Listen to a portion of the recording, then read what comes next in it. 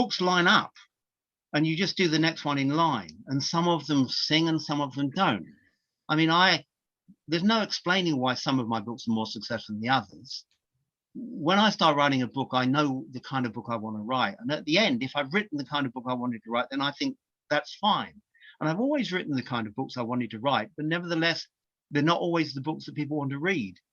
So I didn't expect Harvest, for example, to be anywhere near the success it was, because to my mind, it was a book, historical novel set in the past on a pretty esoteric subject matter, full of physical description and a bit tedious if you didn't like fine words and lyrical sentences. I mean, one of the critics said that to read a single line of a Jim Crace novel is to invite a migraine.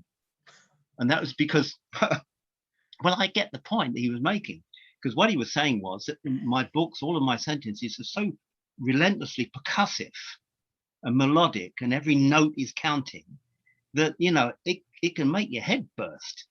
But as I say, you've got to sing with the voice you've got. Because if you don't love what you do, if you hate what you do, if you doubt what you do, if you find it punishing and hard work and it makes you miserable and antisocial, which is what it does to most writers that are successful, then you're making yourself a lonely, unhappy person.